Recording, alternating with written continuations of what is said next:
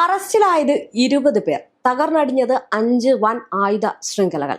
Israel പോലും അറിയാതെ Iran കൊടുത്ത ഒരു മാസ് പണി ഇങ്ങനെയാണ്.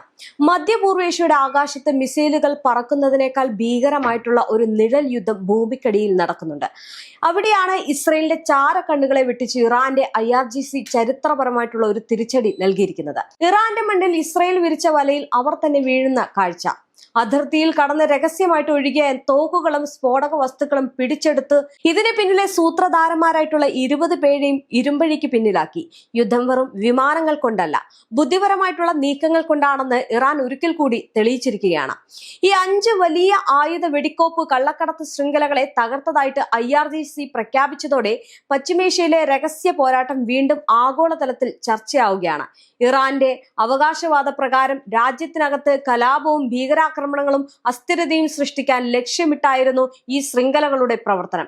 ഇന്റലിജൻസ് ഓപ്പറേഷനുകളുടെ ഭാഗമായിട്ട് 20 പേരെ അറസ്റ്റ് ചെയ്തതോടൊപ്പം വൻതോതിൽ ആയുധങ്ങളും സ്ഫോടക വസ്തുക്കളും പിടിച്ചെടുത്തു എന്ന വാർത്ത ഇറാനിയൻ മാധ്യമങ്ങൾ രാജ്യത്തെ അകത്തുനിന്ന് കത്തിക്കാനുള്ള ഗൂഢാലോചന തകർത്ത ചരിത്ര നീക്കം എന്ന രീതിയിലാണ് അവതരിപ്പിക്കുന്നത്.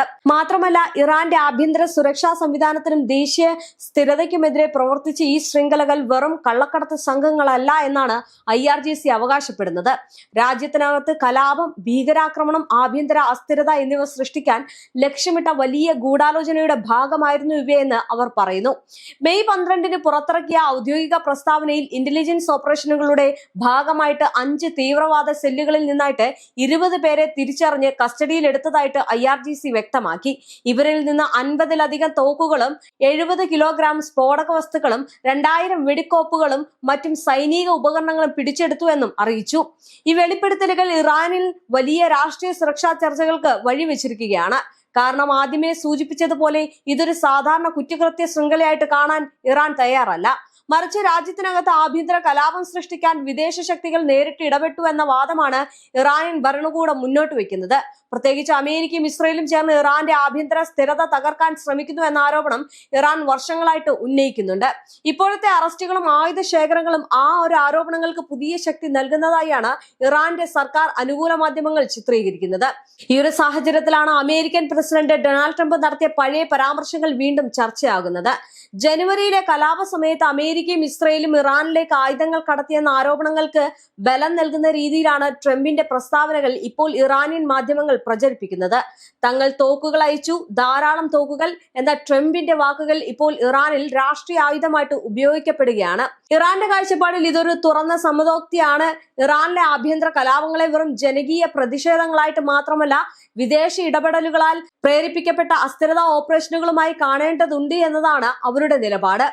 ഡിസംബർ അവസാനവും ജനുവരി ആദ്യവുമായിരുന്നു ഇറാനെ ഏറ്റവും അധികം അസ്ഥിരത ബാധിച്ച കാലഘട്ടം. രാജ്യത്തിന്റെ പല നഗരങ്ങളിലും പ്രതിഷേധങ്ങളും അക്രമ സംഭവങ്ങളും പൊട്ടിപ്പുറപ്പെട്ടിരുന്നു. എന്നാൽ ഇറാന്റെ ആരോപണം അനുസരിച്ച് ഇവ സ്വാഭാവിക ജനകീയ പ്രക്ഷോഭങ്ങൾ മാത്രമായിരുന്നില്ല. അമേരിക്കൻ ഇസ്രയേലി ചാര ഏജൻസികൾ പരിശീലിപ്പിച്ച സംഘങ്ങൾ തെരുവിലിറങ്ങി സുരക്ഷാ സേനയ്ക്കും സാധാരണക്കാർക്കും നേരെ ആക്രമണം നടത്തിയെന്നാണ് അവർ പറയുന്നത്. രാജ്യത്തെ അകത്തുനിന്ന് ദുർബലപ്പെടുത്തുക, ഭരണകൂടത്തിനെതിരെ ആഭ്യന്തര കലാപം സൃഷ്ടിക്കുക, ഒടുവിൽ ഒരു ഭരണകൂട മാറ്റ സാഹചര്യങ്ങളിലേക്ക് കാര്യങ്ങളെ നയിക്കുക, ഇതായിരുന്നു ആ ഒരു ഗൂഢപദ്ധതിയുടെ ലക്ഷ്യമെന്നാണ് ഇറാന്റെ വാദം. ഈ ആരോപണങ്ങളുടെ പശ്ചാത്തലത്തിൽ പശ്ചിമേഷ്യയിലെ വലിയ ഭൗമരാഷ്ട്രീയ യാഥാർത്ഥ്യം മനസ്സിലാക്കേണ്ടതുണ്ട്. അമേരിക്കയും ഇറാനും തമ്മിലുള്ള അകൽച്ച ഇന്ന് തുടങ്ങിയതല്ല.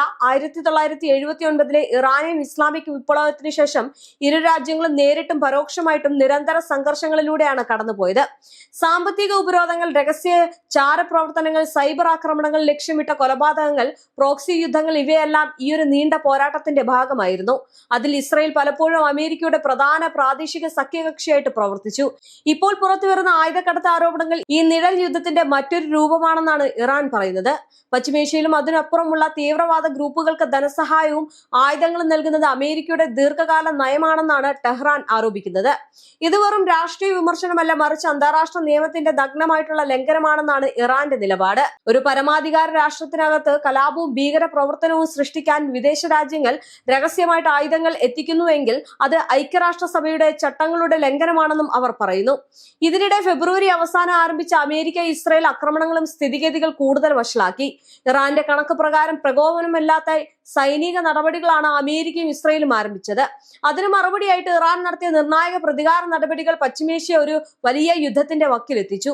ഒടുവിൽ ഏപ്രിൽ 8-ന് വെടിനിർത്തൽ പ്രഖ്യാപിക്കപ്പെട്ടെങ്കിലും ഇറാനെതിരായിട്ടുള്ള അമേരിക്കൻ സമ്മർദ്ദം അവസാനിച്ചിട്ടില്ല എന്നാണ് ഇറാൻ ആരോപിക്കുന്നത്. പ്രത്യേകിച്ച് സമുദ്ര ഉപരോധങ്ങളും സാമ്പത്തിക ഉപരോധങ്ങളും തുടരുന്നതിനെ അവർ അപ്രഖ്യാപിത യുദ്ധം എന്നാണ് വിശേഷിപ്പിക്കുന്നത്. ഈ സാഹചര്യത്തിൽ IRGCയുടെ പുതിയ ഓപ്പറേഷൻ ഒരു സുരക്ഷാ നടപടി മാത്രമല്ല, ശക്തമായിട്ടുള്ള രാഷ്ട്രീയ സന്ദേശവുമാണ്. രാജ്യത്തിനകത്തെ വിദേശ ഗൂഢാലോചനകൾ തകർക്കാൻ ഞങ്ങൾ തയ്യാറാണ് എന്ന സന്ദേശമാണ് ഇറാനിയൻ ഭരണകൂടം ലോകത്തിന് മുന്നിൽ നൽകുന്നത്. അതേസമയം ഈ ഒരു സംഭവ വികാസങ്ങൾ പശ്ചിമേഷ്യയിൽ ഒരു പുതിയ രഹസ്യ യുദ്ധഘട്ടം ആരംഭിച്ചു എന്ന ആശങ്കയും ഉയർത്തുന്നുണ്ട്. കാരണം നേരിട്ടുള്ള യുദ്ധങ്ങളിൽ നിന്ന് മാറി രാജ്യങ്ങൾ ഇപ്പോൾ കൂടുതൽ ആശ്രയിക്കുന്നത് ചാരപ്രവർത്തനങ്ങൾ, പ്രോക്സി ഗ്രൂപ്പുകൾ, ആഭ്യന്തര അസ്ഥിരത സൃഷ്ടിക്കുന്ന ഓപ്പറേഷനുകൾ എന്നിവയിലൊക്കെയാണ്. ഇസ്രായേലിന്റെ കണക്കുകൂട്ടലുകൾ തെറ്റിച്ചുകൊണ്ട് ഇറാൻ പണി കൊടുത്തു കഴിഞ്ഞു. പക്ഷേ പശ്ചിമേഷ്യൻ രാഷ്ട്രീയത്തിൽ പകരത്തിന് പകരം എന്നത് ഒരു സ്വാഭാവിക നിയമം മാത്രമാണ്. ഈ നീക്കത്തിന് ഇസ്രായേലിന് നൽകാൻ പോകുന്ന മറുപടി എന്തായിരിക്കുമെന്നതാണ് ഇനി നോക്കിക്കാണേണ്ടത്. എന്തായാലും ഇനി വരാനിരിക്കുന്നത് ഇതിലും വലിയ വെളിപ്പെടുത്തലുകളാകാം. ഒടുവിൽ ഏത് വൻ ശക്തികൾ ഒന്നിച്ചാലും എത്ര നിഗൂഢ തന്ത്രങ്ങൾ മെനഞ്ഞാലും അന്തിമ വിജയം സത്യത്തിന്റെ പക്ഷത്തായിരിക്കും. അത് ഈ ലോകം വരും ദിവസങ്ങളിൽ സാക്ഷ്യം വഹിക്കാൻ പോവുകയാണ്. ഇതെല്ലാം നടക്കുമ്പോൾ മറുവശത്ത് വലിയ രീതിയിലുള്ള യുദ്ധഭീഷണി മുഴങ്ങുകയാണ്. പശ്ചിമേഷ്യയിലാണ് ഈ യുദ്ധഭീഷണി മുഴങ്ങുന്നത്.